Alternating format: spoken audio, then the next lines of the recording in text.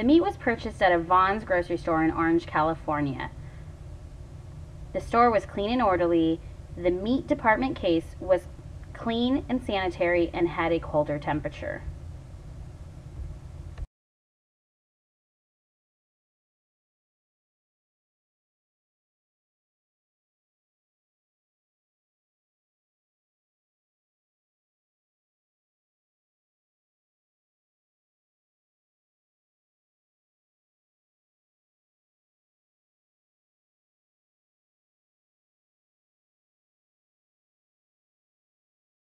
And today I'm going to be making a pork roast. So for my project I decided to do a pernil, which is a Puerto Rican style roasted pork. So I went to my local grocer and bought a pork shoulder blade roast. This comes from the shoulder of the pig, and it's also known as the picnic roast, but on here it says pork shoulder blade roast. So I bought, it's about 6 pounds, 6.17 pounds. I bought it for $1.99 a pound. Total about $12.28, but after the cooking weight it'll be a little bit different. So this is actually made in California, which is where I'm from. So yeah, this is the pork shoulder roast. All right, so I'm just gonna go ahead and wash my hands first. I chose to do the pork shoulder roast at pernil because it's a traditional dish from Puerto Rico, and I'm Puerto Rican, and I really like to eat it. It tastes really, really good. Go ahead and wash my hands.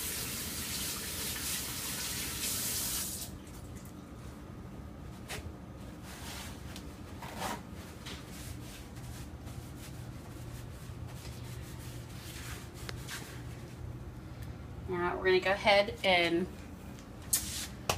cut this open. It is pretty tightly sealed. It was not re-sealed at the store. It's farmer drawn. This is what they had. Normally I do try to buy local, but this is what they had at the grocery store today. So we're going to cut it open. Pop it out.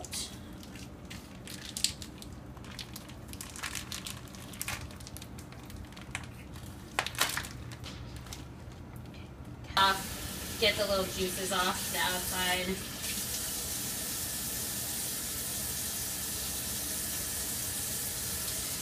And my cutting board is red. This is my meat cutting board only, for meat only. I have several different ones, green for veggies, things like that. So, wash my hands again.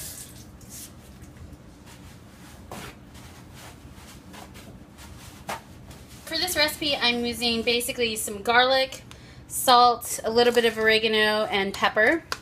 It's about 5 garlic cloves, about a teaspoon, or maybe a tablespoon of oregano, and a teaspoon of salt. And then I'm going to add some olive oil to it. And just kind of mash it all up together to make a paste.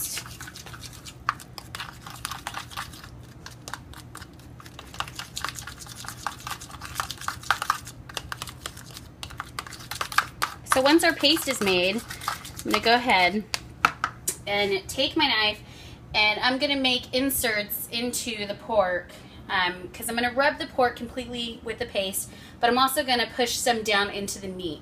This is going to marinate overnight, and then tomorrow I'll cook it low and slow. So go ahead and take your knife. You're just going to poke holes kind of around. Watch for bones. This has a bone-in. This is a bone-in blade roast. So there are bones, so I don't go as deep in certain parts. Just kind of all over. Okay. Now I'm going to go ahead and take this paste that I made, and I'm going to start rubbing it on the pork, all over basically. And where I made those holes, I'm going to push it down inside the holes so that the garlic and the oregano and the pepper will really seep into the meat. Okay, so now the pork roast is completely covered with the paste. It's really good and covered. We're gonna put it in a pan, and then I'm going to cover it with a little plastic wrap and have it set for the tomorrow. All right, we're gonna put it in the fridge overnight, bottom shelf, so it's not, if it leaks, which it won't because it's in glass dish, but just in case it would, make sure it doesn't get on anything. So, and also help prevent cross-contamination, you know, I'm going to go ahead and clean my sink out because the pork was inside of it. So. All right, one quick note. Before I put the plastic wrap over it and put it away, I am going to season it with a little bit of adobo. It's another all-purpose seasoning. Puerto Ricans use it for everything. So just a little bit on top. This is a really thick roast, so don't be afraid. It's, you know, you can season it. It's not going to overpower it. So we'll go ahead and stick the plastic wrap on. Make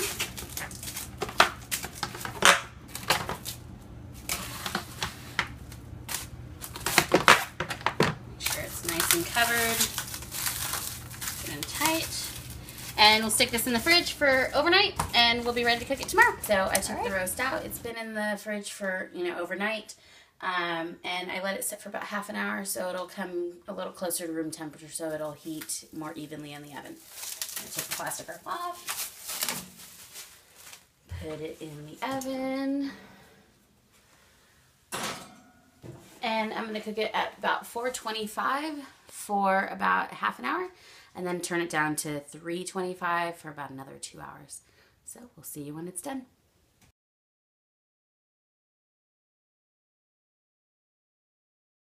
I'm going to take my meat out now. Just wanted to double check on my thermometer, so I calibrated it, make sure it was, you know, at the right temperature, ready to go. So I'm going to go ahead and take the meat out of the oven. See what we got.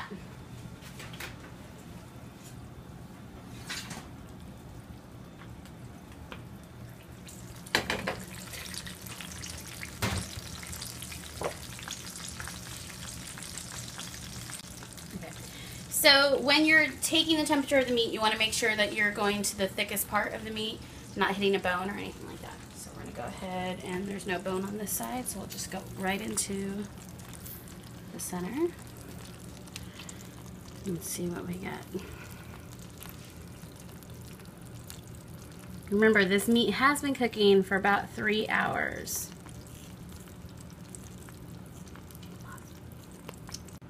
So I took the meat out. It's registered at 160. It's been there for about 3 minutes. There will be some carryover cooking, so it'll keep cooking a little bit longer. But basically, you really want this meat to be fork tender. So you want to be able to take your fork and put it in there and kind of pull it right off the bone, so it's super juicy and ready to eat.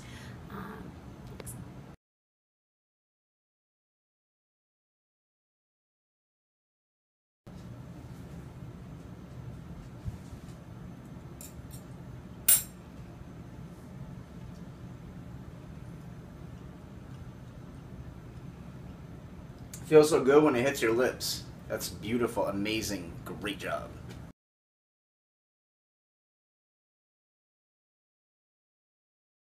There was a little bit left over, so I just went ahead and sliced it. It's cooled down, and now we're gonna go ahead, I'm gonna go ahead and put it in a Tupperware, and we're gonna save it. Because this will make delicious sandwiches or leftovers for tomorrow.